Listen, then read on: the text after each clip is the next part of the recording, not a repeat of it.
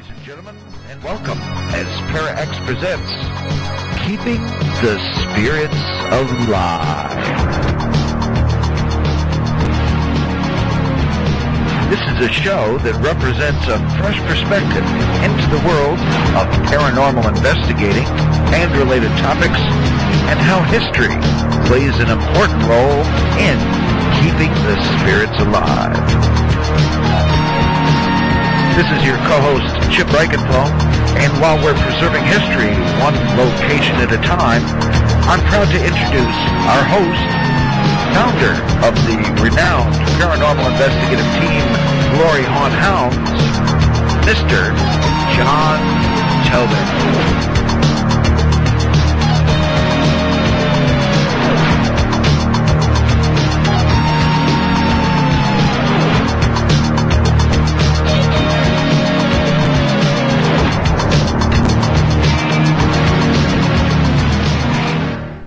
Hello, everybody. Hey, everybody. Happy Monday. Boy, have we got a show for you guys tonight. Oh, man, this is awesome. It doesn't get much awesomer than that. We have to make up adjectives, as we're so excited tonight. We have the host of the awesome new show, Paranormal Paparazzi, Aaron Sagers, and also, Yes. of course, author of the Paranormal Pop Culture website, which I've been a big fan of for a long time now. Yeah, yep. He and I both. So great show, great website, great guest, great night. It's definitely going to be a great night. Hey, you know what? The holidays are upon us paranormal freaks here. Yes, it's kind of our Christmas. Absolutely. So we are very excited for that. Another, how many more days till Halloween? I haven't been that excited to count, but it's coming up. I think 8, 9? 8, 9, something like 8 or 9, yeah. 8 or 9. Absolutely. So not too long. Well, the first thing I want to mention to you, Chip, yes, John. Is the Irish Mist haunted, do you think? Oh, man. I will say this. We did review some footage, and the short version is I had to buy a new pair of pants. That's how awesome the footage was. Wow. And it wasn't even that time of year. Yes, it wasn't. That's crazy. It wasn't even that time of the month or anything. Well, I'll tell you what, if you want to find out if the Irish Mist is haunted, and let me tell you what that is. Now, I'm not talking about Irish Mist, the cognac or cordial, or liqueur, what have you. Yeah. I'm talking about the Irish Mist restaurant and bar in Troy, New York, which used to be, it opened in 1845 as the Empire Stove Factory. The Empire Stove Factory. So. And that was open until the early 1900s when it was destroyed in a fire. Yeah. And there was some loss of life, I believe, too. Yeah, there was, and this was before the unions came in and established safety measures for employees, and a lot of things went wrong. Let's just say. And then, so we did some investigations out there. We were very lucky to do that. We did a couple, and we gathered and got some really incredible evidence. Now, this Saturday at 7 p.m. This coming Saturday at the Irish Mist Building, which is in Troy, New York, on 285 2nd Street. Yes. We're going to present our evidence reveal and dinner and dessert and tour of all of the abandoned locations. Wow, that's pretty awesome, John. All for just $18. Where can you get tickets for that, Chip? Do you know? Yes, as a matter of fact, one of these things I do know. It's at gloryhaunthounds.com, among other places. That's the best place to find it, though. Oh, you don't say. Yes, so I do. gloryhaunthounds.com if you want to get tickets for that event. We're here all week. Absolutely. Hey, and one real quick note before we get to the Chipism. We have Aaron on hold. If you want to call and talk to Aaron tonight, the number is 518-300-3619. Yes. Again, that's 518-300-3619. He really wants to talk to some listeners out there, so give us a call when he comes on in a few. Yeah. And I want to say we had an incredible event this weekend. Yes, we did. The Brookside Museum, home of the Saratoga County Historical Society. We met some old friends, new friends, and just some wonderful people all together. What a great time had by everybody. I couldn't have asked for a better. And you know what? I'm not going to give out the number, but we raised quite a bit of money for a place that desperately needed some help. Yeah, and that makes me feel really good. The most affirming thing of all, even though the whole night can be fit into what I call my new happy place. Absolutely. And a special thank you to Reverend Tim Shaw. Yes. Chris DeCesare. Absolutely. And also Bill. I always forget Bill's last name. Because you did too. Bill, the producer of Please Talk With Me. Yes. You know who you are. He came. Bill. Yeah, that sounds right. Bill Edwards. Bill. We'll just say Bill. He came up for the event. It was awesome. It was fantastic. We had a great time. We actually found out something that we didn't know before, Chip. Yeah. We have some fans. I know. That was a little awkward, but nice. We signed autographs and talked to people. I mean, craziness. Yeah. Wow. All in the sake of raising money for a great historical location.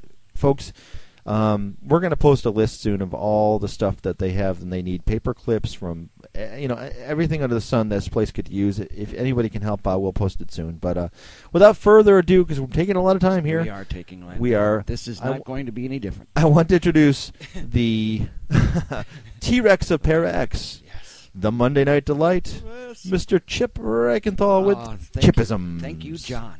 Yes, this week's Chipism honors magnificence of thought and a chance to stand back and look at my life and how things are going, inspired by the magnificence of this week's guest, Aaron Sagers. A lot about Aaron reminds me of myself, at least me to a lesser degree, as Aaron is described by those who know him as a lively, nice, decent guy, striving to do well for our craft, striving to bring information and knowledge, smiling through it all. That sounds familiar. In the past few weeks of paying extra attention to Aaron and researching for tonight's interview, I look at the fun he's been having. Hobnobbing with the likes of Nathan Fillion and the cast of Firefly at a Comic-Con, talking with the cast of The Walking Dead, strolling through L.A. on a whim, having an acclaimed weekly show on Travel Channel produced, I believe, by Zach Bagans, hanging out with movie legends of the horror genre. I did say horror for those dirty-minded listeners out there. We're not going to Zumba classes here. And life hasn't been that different for John and me, really, especially since our GHH team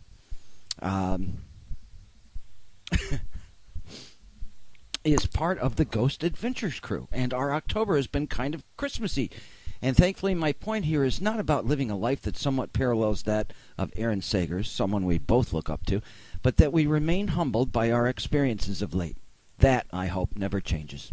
We've had a wonderful event this past Saturday. We were just talking about it, that really celebrated history and the paranormal. We met some really cool people. We worked with really cool people who we look up to in this field, and they treated us as equals. Weirdest thing is, since we've started this current journey, we've been used to being fans of those we have the honor of meeting, not having fans. Not too awkward, fortunately, but it does cause one to sit back and think. You know, the day before that marvelous event was a humbling anniversary for yours truly.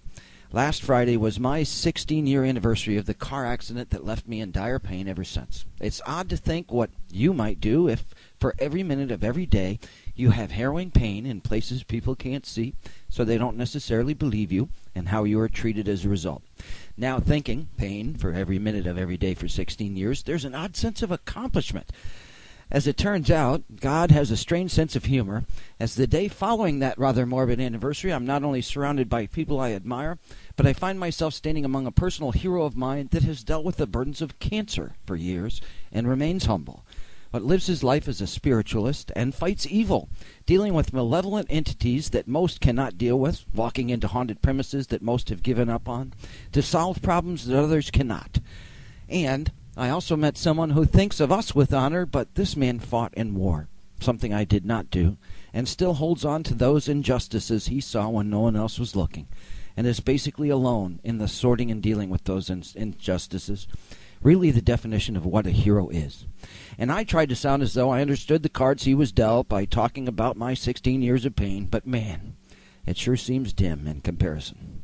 Finally, the most remarkable irony of all was hearing a completely compelling story of and from a man who lived through a rather nasty, malevolent haunting at the time that he was coming of age, in a time that no one would believe him or help him. And though there was someone who did help him and stood by him, he was ultimately traumatized by the haunting, individually, socially, physically, spiritually, mentally traumatized. It impacted his soul. And his only way out of this, it turned out, was by listening to this entity, engaging the entity on a soul level. A soul level. That's a term I'd like to see have its day. A soul level.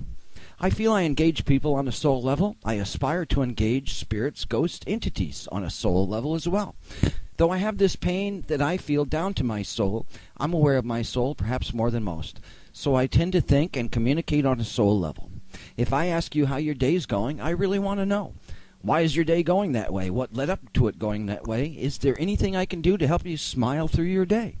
I learned over the years that if I can help heal your pain, perhaps it will dim my pain. Complaining about it does no one any favors, and considering I was surrounded by people who seemed to have it worse than I, then who am I to complain in the first place?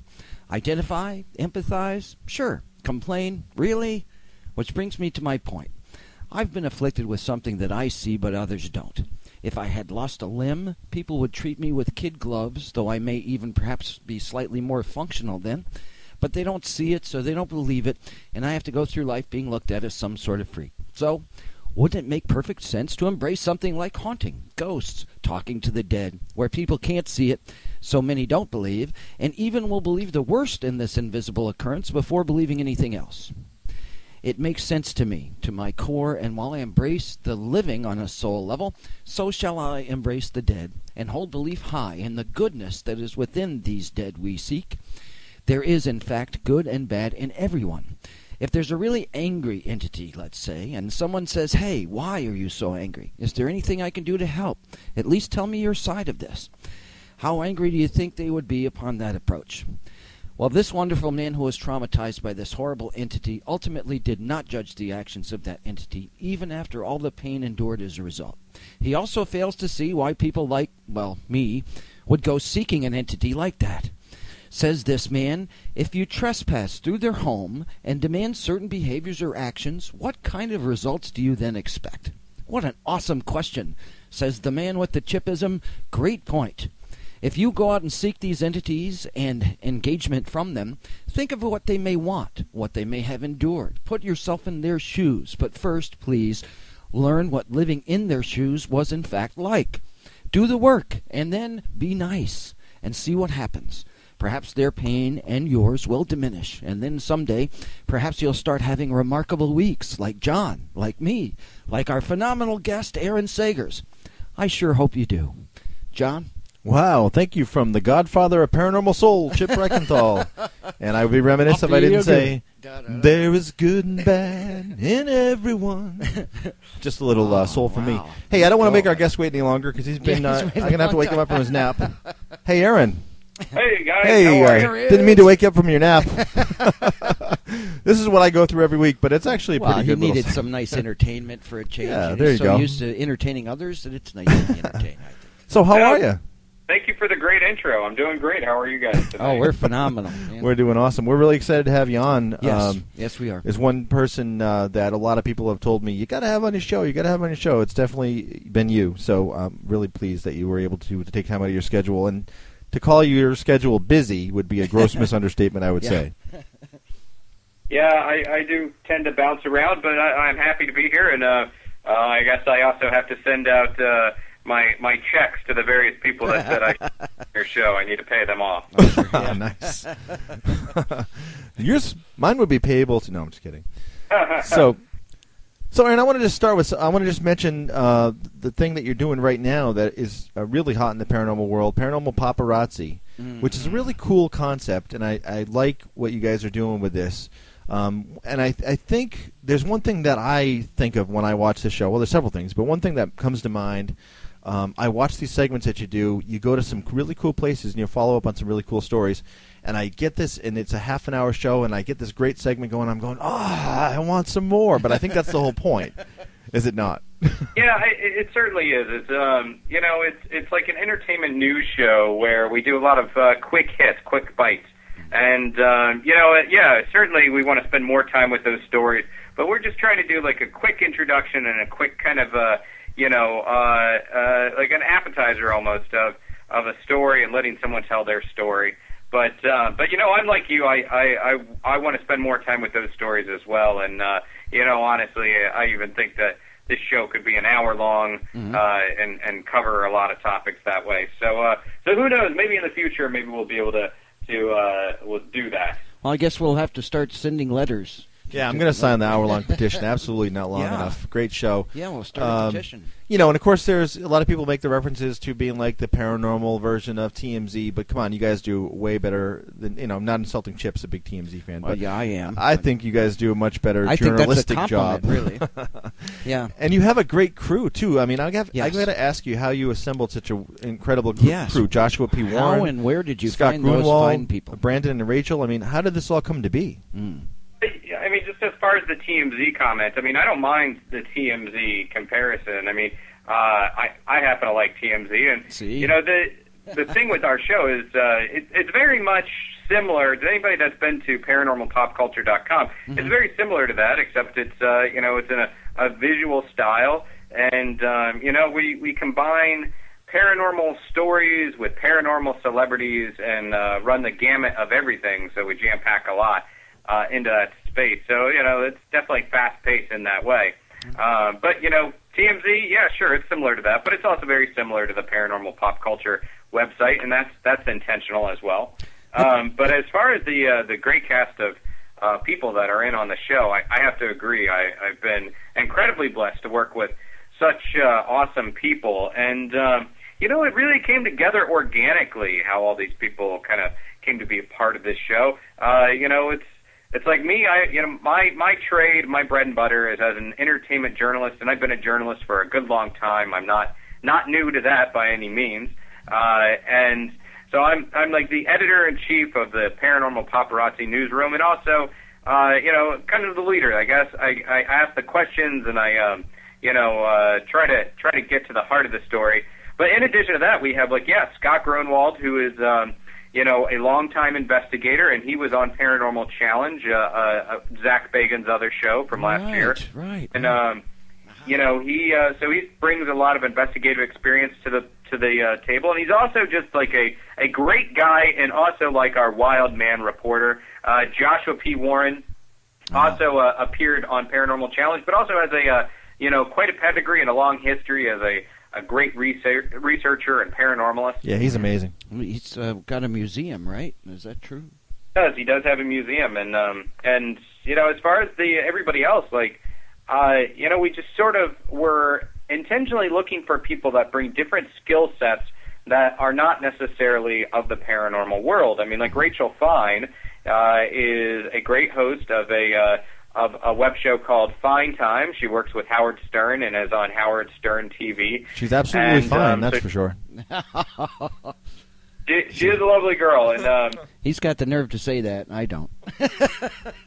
My wife is listening. So. I think she'd appreciate that, and you know, so and she's kind of new to the paranormal world, but you know, that's great because we're able to throw her out there and you know, get a very real and honest experience from her, and Brandon is new to TV but also new to the paranormal, and so like he's very fresh and also has like just a ton of energy, and yeah, he's got good energy. There's also Julie and Sona, and Sona is our West Coast reporter, and you know, she's new to the paranormal, but she's does a lot of red carpet stuff and has done a lot of like on camera stuff, so she brings that to us, and same thing with Julie. So everybody kind of contributes something different, and I like to think that I'm the guy that like has his foot in the paranormal world and also his foot in the entertainment world, and kind of brings everybody together, and you know, helps kind of see through that vision. And we appreciate it. But on that note, though, I read something on the internet, and usually that means it's inaccurate because I had a terrible history with. This may be the first time he gets a correct internet fact. It may be, but I read an interview with you where you actually mentioned yourself as a skeptic. Would that be true, and could you elaborate? No, I certainly am a skeptic, and I embrace that label. Although some other people would say that I'm not really a skeptic because, you know, I approach every situation as if, you know, as a reporter, as a journalist, I have to approach a situation as objective as possible and as skeptically as possible. Like, I think that if you go into a situation and somebody says there's a ghost around, or, you know, Bigfoot or aliens are visiting, and you automatically believe that, then, you know, you set yourself up for believing it, you know, instead of really testing scenarios. So when I say skeptic, I make allowances for the possibility of everything. I got it. You have to maintain your integrity as a journalist, I'm sure. Right, yeah. But it's hard to double-check your information in this course. Exactly. And I still work, I'm certainly not living the life of the champagne wishes and caviar dreams of some TV personality. That's not me. I still work as a journalist. And, if somebody tells me something, I'm going to try to fact-check it, and I'm going to try to ask follow-up questions and try to get to the bottom of it. And I am a skeptic, but that does not mean I am a cynic, and that does not mean I'm a disbeliever. It means that, you have to pursue, other possibilities out there and, and try to find explanations. And, that's constantly what I try to do. And, the format of the show, being a half-hour show, we bring stories back from the road, and we ask questions, and we try not to say it's real or not real or it's paranormal or whatever it is.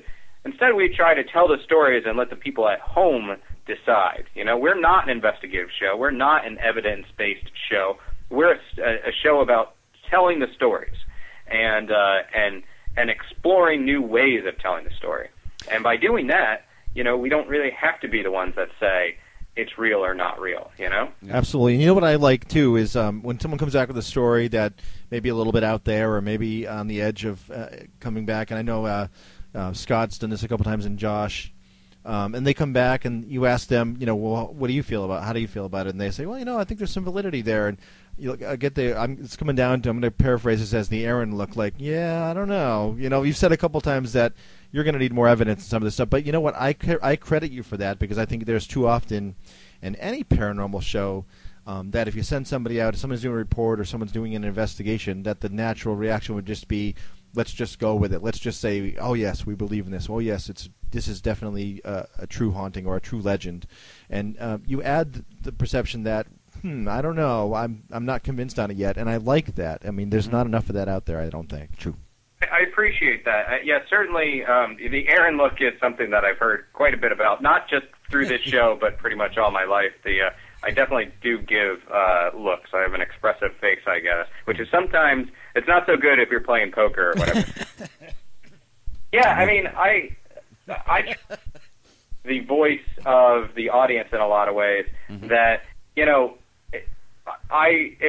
if I'm not really convinced, I'm going to say, like, I don't know, that just seems a little too ready-made for TV, or it seems like that person is just really trying to set themselves up to be, a TV personality, or, now that doesn't mean that it is completely untrue, whatever their story may be, because I wasn't there, and that's the other part of it, is that, I trust Scott, I trust all of my reporters, okay? So if they go out in the field and something happens and they tell me this happens, then I believe them, even if I have a hard time believing the entirety of their story. But at the end of the day, I wasn't there. So that means that I can't really say it's true or not true. But at least you can trust the people that are telling you the stories. And yeah, they're going to give you the facts that they came up with, and then, like you said, leave the listener. I mean, it's not the listener, the viewer and listener, I suppose, and yourself and anybody else that's in the office with you guys to form their own opinions. That's great. I mean, you present whatever facts you come up with, whatever information or evidence you come back with, and they're like, here you go. You decide. I mean, what is your opinion? Here's what we've got, and you leave it open for discussion. But as casual viewers, we will say that expressive face of yours actually adds to your authority, which is good, and we appreciate that. Absolutely. Well, thanks. Sometimes it sometimes drives our reporters crazy, but we're actually a very tight group of people, and we still after shooting. And after disagreeing, I think what's great about the newsroom is we can disagree and we can call each other out and we can goof around and but still respect each other and still when the camera isn't rolling, be texting and talking with each other. And for instance, I was just out in Los Angeles and was able to meet up with like Sona and hang out with her and her family and I see I'll be seeing Rachel Fine in a few days, and so we try to pretty much stay in touch. Some listeners out there have questions for Aaron. The call-in number is 518 518-300-3619.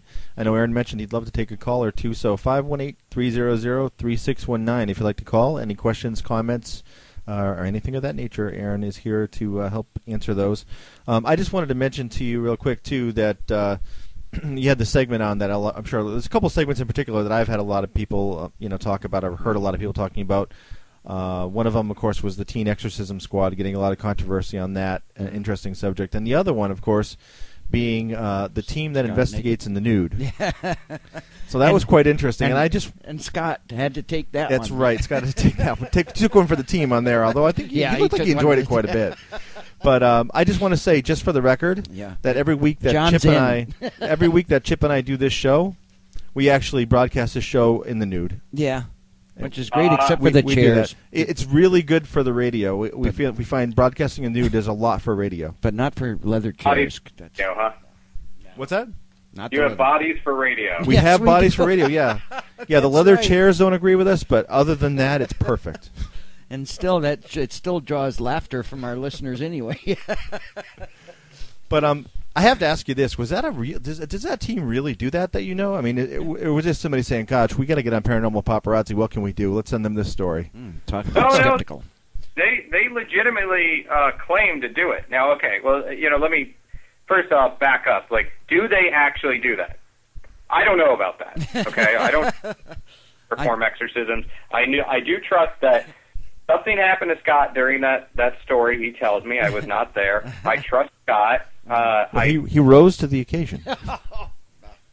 And, but yeah, I mean, those the naked ghost hunters. Yes, they do actually go out and investigate in the nude, and then like the Teen Exorcism Squad, they do actually go out there and try to perform exorcisms, and I mean it's an interesting evolution of paranormal within our society that, people are constantly trying to add their own spin to it. And sometimes they are doing it just to get on TV.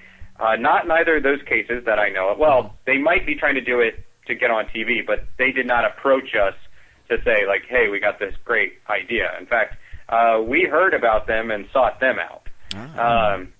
So we heard that they were an interesting bunch, and we pursued them. And it works. I imagine that's probably one among your most talked about pieces since the show aired or debuted. Although each of the, what I really like is each of the stories tend to have different groups of people that talk about them, and it's because we cover a lot of material. And I don't think there's been a show that will throw in the horror genre and naked people investigate.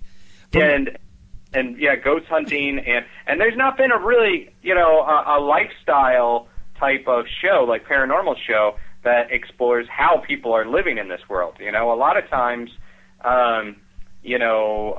people will refer to other shows, but there's nothing that's been on like this. Oh, no, not even close. And for the record, my wife wanted you to know that she and I were most invested in the purple squirrel of all things because, she's a big animal lover. And I love the purple squirrel. I thought I love the purple squirrel story, and I forget precisely of what made that cut, but I'm just I'm like an encyclopedia of useless knowledge. But you too, huh? The purple squirrel, that was not unique to Pennsylvania, to Jersey Shore, Pennsylvania. In fact, the idea of purple squirrels have popped up, a couple other times in the last few decades, and even so much as human resource operatives refer to a perfect candidate, a candidate that does a job so well and is so perfectly suited for a job position. They refer to those people as a purple squirrel because they are so rare. And one thing I found interesting is that if we are using words like that as a metaphor for a perfect candidate, then that means that there's been enough of the purple squirrel out there to kind of seep into our language. Well, absolutely. Hey, Aaron, we have a call coming in. Can we bring him on? Of course, yeah. Awesome. Hey, 518 area code. You're on with Aaron Sagers. It's Jason from Chaotic. Hey, hi, Jason. How are you? Hey, Jason. Good. How's it going? Excellent. It's going good. Going good. Do you have a question for Aaron? Yeah, I was wondering what his thought about the word paparazzi. I mean, it's used in such a negative term. How does he feel about it? Because it seems like he tries to bring the good part of the word paparazzi. Right. I think that's a good question, Jason, and thanks for asking it. My take on it is, first off, when you think about paranormal paparazzi, the very first thing to think about is it's a catchy name. It's alliterative. It's two P's. It's paranormal paparazzi, so it's catchy in that way. But as far as the word itself, paparazzi, the paparazzi is a group of persistent photographers and photojournalists that go after the stories and interact with a lot of celebrities. Now, they are persistent. They are definitely dogged in their approach. However, within the entertainment industry, they work with the paparazzi. They have agreements where they'll come outside and it's like, okay, I'm going to stand for this picture, and you guys are going to get this. I'll give you that quote, and then the story's done, and you move along. Like, I give you what you need, and then you move along. What a lot of times we're thinking about is instead stalkerazzi, and a stalkerazzi is what's really negative. And those are the people that are chasing people home and being aggressive and chasing celebrities around in their car, and that's certainly not what we do. Are we persistent? Definitely. Do we pursue the story? Definitely. Do celebrities like talking to us? Oh yeah, every celebrity has a paranormal story and they like talking to us. So the good part of paparazzi is persistent in going after the story, but we are not stalkerazzi. Which gives a bad name for anybody who does what you do. Yeah. I mean, I will be honest. Like, I am, as I said earlier, I still make a living. I still work as a journalist, and I teach journalism at NYU as well. I uphold very important standards of journalism, and that is important to me. So I know that there is a line, and we have not crossed it. Like, we have not, gone into the negative territory of stalkerazzi. I mean, so at first it's really just a catchy name, but even as far as paparazzi, we're like playing the good role. Absolutely. Hey, Jason, that was a great question. Thanks so much for calling. Excellent question, Jason. Thanks. Appreciate it.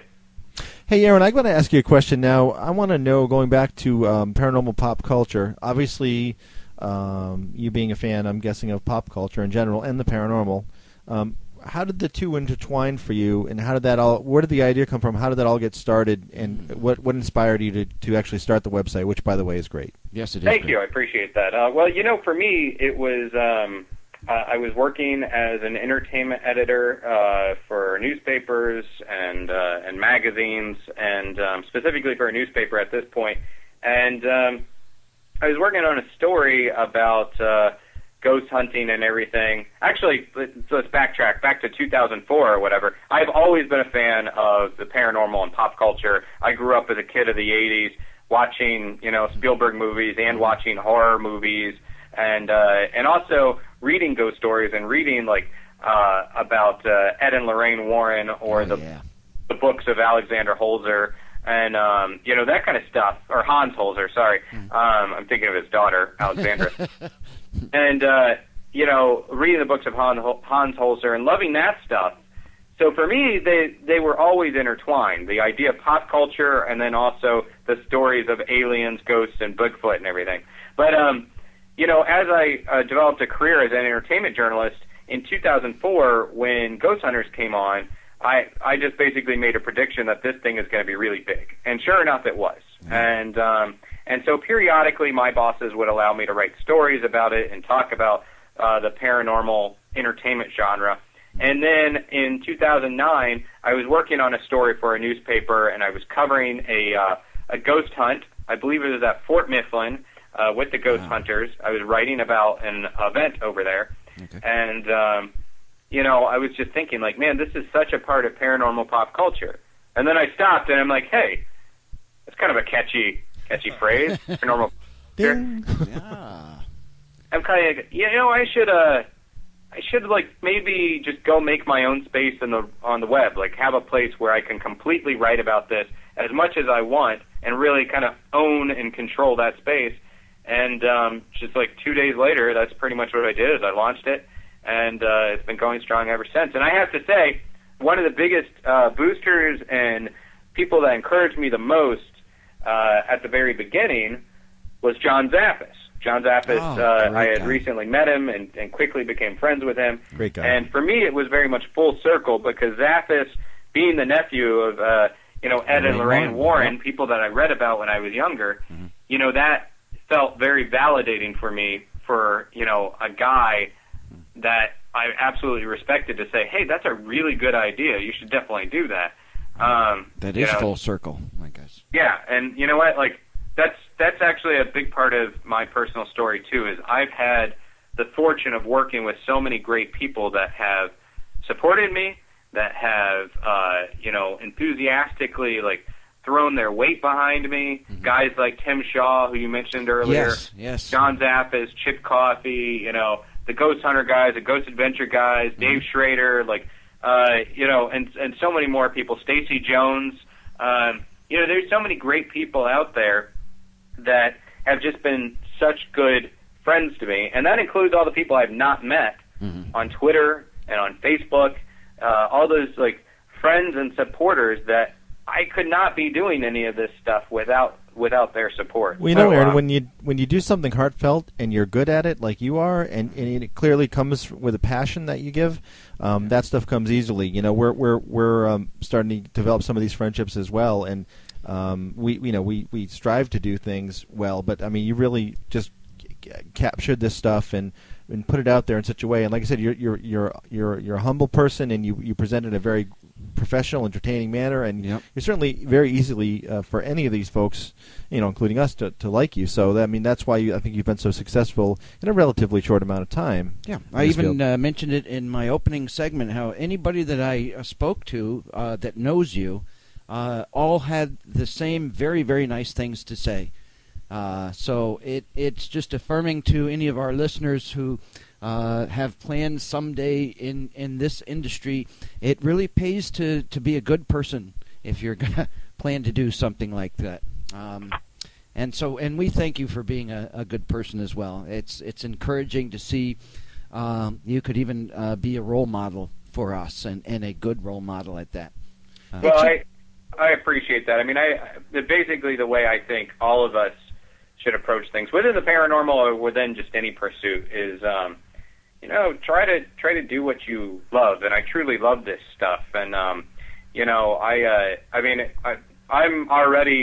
I consider myself incredibly lucky that I've been a writer for a long time, and I've been involved in the entertainment journalism component of the industry for a long time.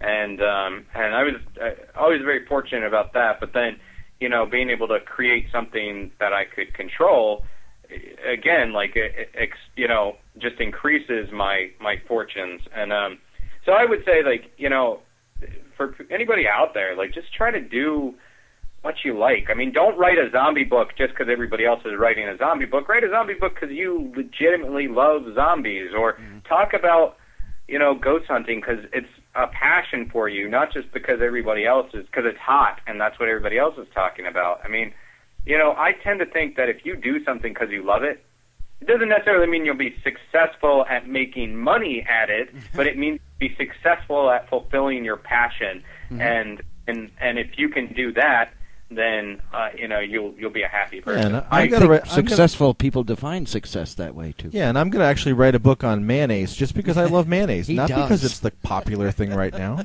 just because I like it. He's got a thing for mayonnaise. We have actually a chat room question for you. Yes, Aaron. it's a two-parter, and it's from someone whose opinion we also value. The question is, is there going to be a second season that we know of? And the second part of the question is, do you accept any stories or information from outside sources? And if so, how would one go about submitting an idea to the show? Well, as far as the second season, God willing, I don't know yet. TV is a weird business, but I certainly hope so. Certainly cross my fingers, and I would say if people love it, then make their voices heard, because your voices out there as supporters of the show count far more than my voice. Really, I may be one of the people that's on TV, but you guys are out there are the ones that are controlling what's on TV. So I would say if you want it, let people know. Let Travel Channel know. Be vocal. On Twitter, Facebook, that sort of thing? On Travel Channel or on your paparazzi page on Facebook? Or what's the best way to go? Yeah, sure. Reach out to Travel Channel on Twitter and, at Travel Channel and just say, hey, we really like this. We need to see a second season or whatever. But as far as submitting stories, we haven't really developed that process yet. I mean, of course, you can reach out to me and, if we get a second season, when we get a second season, we'll be looking for a lot of stories. So certainly you can send those stories my way. But we're not quite there yet. We're not there as far as accepting stories just yet. But yeah, I mean, keep an ear out, and I'm sure I'll put the word out there like, hey, we're looking for stories. Now, one of the key components about what we do, though, and I think you see this with the segments, is they either have to be a story that nobody's seen before, like a new story, or a new component on a familiar story.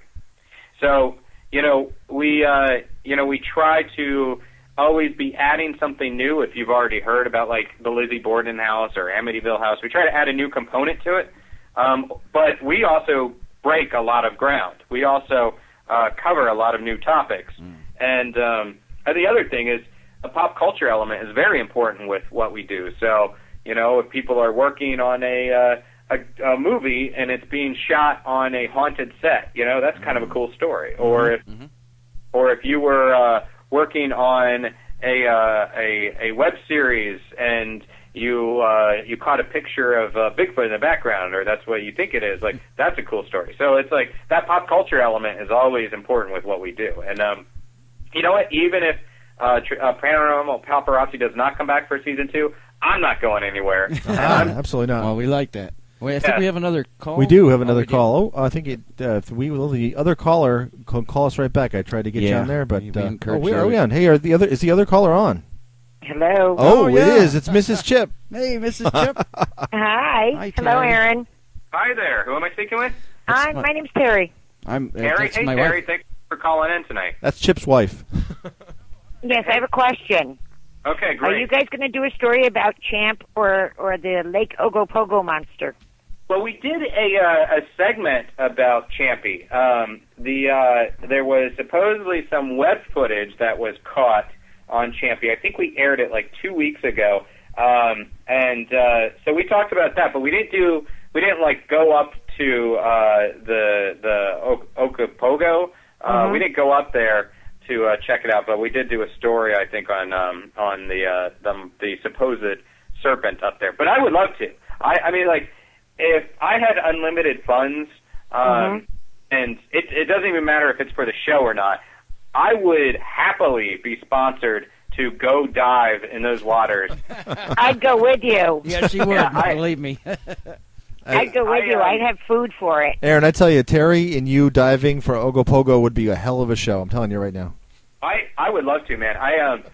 That's the thing about this, this world is that I'm willing to go out there and be as crazy as everyone else. In fact, maybe more so because I've gone on a fair amount of adventures that were never meant for TV, but I love going and doing it. So yeah, even if the show doesn't come back, then I want people to maybe down the road somebody will sponsor me to go dive and look for any kind of river serpent or sea serpent. I'll be baked. Hey, Aaron, well, if you do that, I'll go with you. I was gonna say, if I win the lottery, I'm paying for you and Terry to go dive for Ogopogo. That's right. I'm telling you right now, that'd be the highest rated show on TV. I think Terry, we were talking about TMZ here with Aaron earlier, who likes TMZ too. But you had a TMZ kind of question for him, if I remember. Yes, I do. I was thinking when I first heard about your show, I was thinking, are you guys going to go to cemeteries and, shoot with the camera and say, who are you wearing tonight, at the dead, celebrities in the cemeteries? Wow. That's why I have her ask you. I wasn't. Well, that's what I thought of. Yeah. I think we could do that with Bigfoot, too. Be like, Yeah, really. You just have to make, some really weird noises. Whose fur is Bigfoot wearing tonight? Right. Yeah, who are you wearing, Bigfoot? It's Armani fur, maybe. But I do. If you do talk to celebrities, I've had this thing for the longest time. They should go around with cameras and turn them on the paparazzi, and follow them around for a day. Chase them down the street.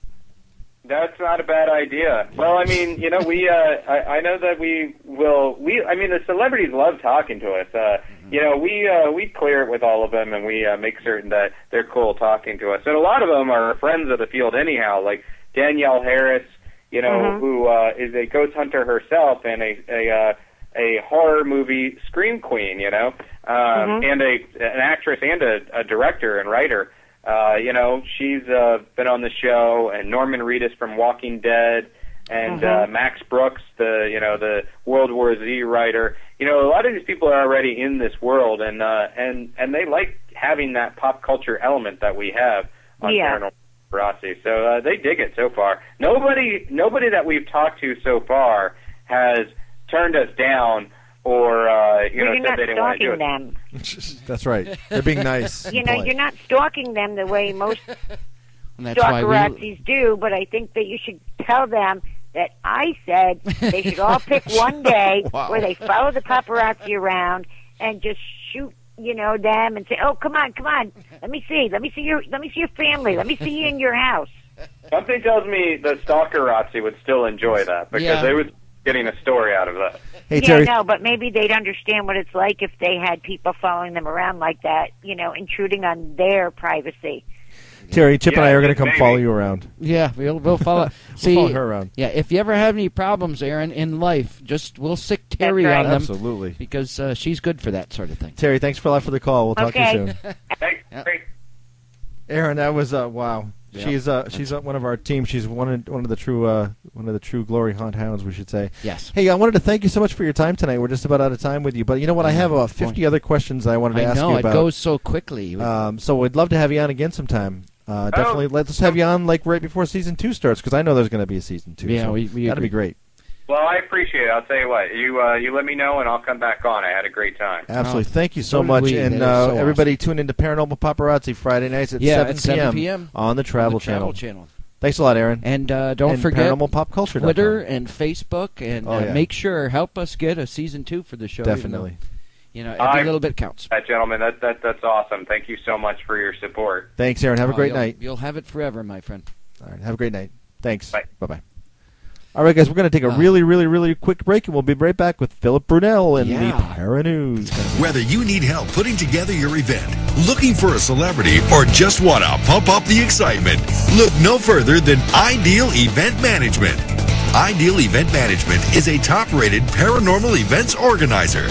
They also represent some of the biggest names and personalities in the paranormal community. Contact Mark at 413-478-3642 or check out their website at idealeventmanagement.com. Just time.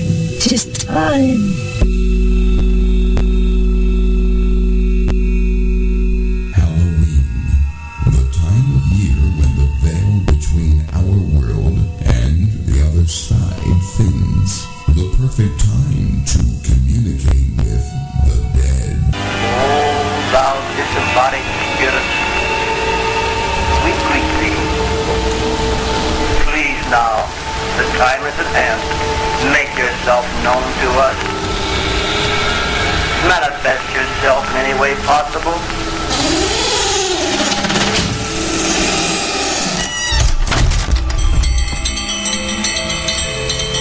October 25th from 8 to 10 Eastern, Reverend Tim Shaw and Marla Brooks will be speaking to Spirit once again during their live annual Halloween seance, and you will be part of the circle. We want the evidence, the truth, in the name of humanity and love. If there is communication from the great beyond, come through with the evidence. Many of you had frightening experiences last year. Are you brave enough to join this year? O thou disembodied spirits, those of you that have grown old in the mysterious laws of Spirit Land, we greet thee. We have gathered here at the appointed time. We have complied with all the requirements to enable all of you to make your presence known. Members of the spirit world have long known of the intention of this important gathering tonight. All is in readiness. Please now, the time is at hand. Make yourself known to us. This is the night of nights. Be there if you dare. Hi, this is Devaney Pinn. You're listening to Keeping the Spirits Alive with John and Chip on the Para-X Radio Network. Hey, and we're back. Wow. We are ready for the Para. You ready for the Para News? Yeah. Oh, I love the Para News. Let's call Phil. What do you say? Phillip Brunelle is a master at this stuff, and wow, and really completes what will be like an awesome hour. Calling Phil. Hey, Phillip. Phil, are you there? I don't hear him at all. I don't hear him. Let me check something here real quick. Okay. Phil, hang on there. Real quick. Phil. Hey. Hey, there we go. Now we can hear you. Ah. It's amazing. I love technology. Yeah, Technology works, but just I don't. But what we love even more than technology is Phillip Brunelle. This is exciting. Great to have you back. Phillip Brunelle from HauntedSociety.com, Mass Most Haunted Productions. How are you? Hey, what's news this week in the para world? Well, actually, I wanted to touch base on a story that I did a few weeks back on on Ohio University, if you remember. I sure do. On the historic building that they have on the campus that they were looking to demolish by Halloween, simply because the building was haunted and the amount of attention it attracts for ghost hunters and curious students to go and break into the property and try to investigate it. After we had done the story, we also started an online petition, and it attracted a lot of media attention, especially in the Ohio area. Nice. And got a lot of involvement from historical societies. And since then, the president of Ohio University has decided to push back the demolition date, and they're now willing to meet with members from the local historical societies on allowing them to go in there and inspect the place, document things, and to allow them to present the university with other options, alternative options, aside from demolishing it. And the university, they've also heard from a lot of people in the community with offers to purchase the property as well as to submit their own plans to invest their own money into rehabilitating the building as well. So as of right now, they've actually, like I said, they pushed back the date for at least a couple months until the start of next year, which is progress. Yeah, and, big time progress. That's great, yeah, Phillip. So, I mean, I'll be watching closely on that to see how that ends up turning out. So, I mean, that's it's really interesting. good news. A lot of people, we did a recent poll and asked a lot of people whether or not they would actually buy a haunted house or a building, and 1 out of 3 people actually said that they would. Wow. I would. 1 out of 3. I mean, I would, and Yeah, I don't know if it's- it's because of my interest in the paranormal or what it is, but I mean, it wouldn't bother me. I mean. Well, it doesn't have the same stigmas against it that it had, but promoting properties and saving that building at Ohio University, that's huge. Here's my fear So in we buying thank you a haunted house is that in today's world, being haunted isn't what it used to be 20 years ago, right? So a haunted house now is desirable. 20 years ago, you couldn't sell it. So if somebody bought a haunted house. My fear would be it would be advertised as a haunted house, and then you'd buy the damn house and it wouldn't be haunted. Who advertised the house as haunted, like right below the sign, saying for sale that they stick out on the front yard, the lawn signs. There's a lot of realtors that now they're putting out, they're specifying whether or not the place is haunted. Some of the signs are saying not haunted. Some of them are saying possibly haunted. And it actually attracts that much more attention. Oh, sure. Like that house out of New Jersey. I believe it's Tom's River, New Jersey. Right, I did a story of that a while back too, with that couple who sued their landlord over the house that they were renting because the place was haunted.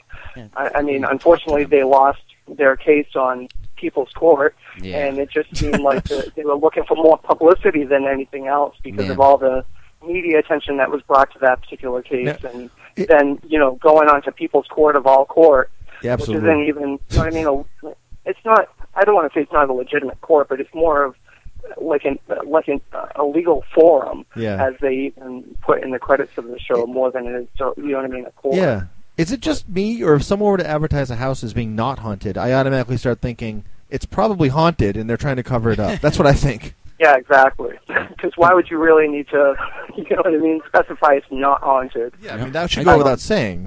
Yeah, I think realtors... I think that I've had a few photos submitted through the website for some lawn signs where it specifies not haunted. And I think the only reason why they're doing that is because on the flip side of things, it's almost like it's still captivating that attention from people just seeing that on the sign. Yeah. So that alone is enough to bring more attention to that property itself. So it's almost like possibly a ploy from the realtor to attract a little market. I think a good realtor will mix in some honesty with that marketability. So part of that may be just that, that maybe the marketability didn't work, so they're trying honesty to make up for it. Everything's a situation. But we actually spoke with the Toms River couple. Because we were trying to get them on the show at one point. I think we were trying to investigate the house. Yeah, actually. that too, and they were quite overwhelmed with all the attention they got, and then really had to talk through their lawyer. So I think what happened on People's Court and beyond had a lot to do with that. Off to an attorney too, because when I tried following up with them after they were on the People's Court, they were willing to talk at first, and I actually ran a story on that. But afterwards, it's like they're trying to defer all questions off to their attorney now. Yeah. And it's because they actually are being sued again by the landlord. He's trying to say that he is not able to rent out the property now as a result of the negative publicity on the house. If it was really haunted, I'm sure he could rent it. I mean, I thought it was interesting because in the poll, 1 in 3 people said they would purchase a haunted house. But now here you have a landlord saying he's having a difficult time because of the attention brought onto the property and renting it out. Right. So it's quite interesting. Yeah, you'd think he'd want money. Yeah, definitely. Exactly. Hey, I've got to ask you this because we won't talk to you again before this comes up. But what are your Halloween plans? Ooh. Well, not anything big actually. You're not trick or treating or anything? Oh no. We'll talk on Twitter maybe because. Come on, I mean the guy. We'll be on Twitter. The guy's talking to the Travel Channel about the second season. The master. Have an open segment or what's going on with that? I don't know. Next week we have a Halloween spooktacular show, and the guest is so incredible I can't even say who it is yet. Yeah, we really can't. But so you have to tune in. It's hard not to say it. It is hard, especially from a talker like me. Yeah, and what I'll do is if it's everyone's attention, I'm sure you're going to get everyone tuning in now. Oh, they're not going to want to miss it. Absolutely, and it's going to be a lot of fun, a lot of surprises. Yeah. Maybe we'll do a big forum show. Maybe we'll bring you and Courtney on, and everybody that's friends of the show, and we'll all talk together. It's Halloween. Cool. What the hell? We'll see. That'd be great. So we're just about out of time. I'm sure you're going to cook up some cool stories for us week after next, and we look forward to talking to you like we do every time you're on. Yeah, but we'll talk to you before then. Of course, off the air. Yes, absolutely. So we will cook up something good. So thanks so much again for the awesome haunted news segment. Awesome good news on Ohio State, and hopefully that comes to be. We keep delaying them. Everybody, go to hauntedsociety.com for the latest in paranormal news and how you can get involved in this great story as well. Yeah. Phillip, thanks so much. Yeah, thanks. Thank you. I appreciate the guys. Have a good night. Wow. Oh, what a great show. That hour went by so fast. Now it's debate time, and I got to read Twitter and hurt. Oh, is there a debate all again? The anger from each side on that. Why can't we just watch Dancing with the Politicians or something? I don't know. All I know is my fantasy football team is 1-6 or 0-6, and I have a chance to win my first game this week. So I'm gonna have to go watch some football in the background while Parax is playing, of course. Of course, in the background, but. Yeah. Without further ado, we have The Shadows coming up next, and then followed that with Deep Sun Rising, not dark, not I mean, Dark Sun Rising, not followed up with Deep Sun. I don't know. Eric B. is not going to tan, so that's not the show coming up. So it's Dark Sun Rising, not Deep Sun Rising. It's kind of sunny. He got mad at me for that one, but I just busted on him. I know the name of the show. And then Through Blue Topaz after that, which are all great shows. So stay tuned, Pair X, and thanks very much. Yeah, and again, it's been... lineup. Till next week in our Halloween Spectacular, we've been keeping the spirits alive. Thanks for listening. Thank you. See you next week.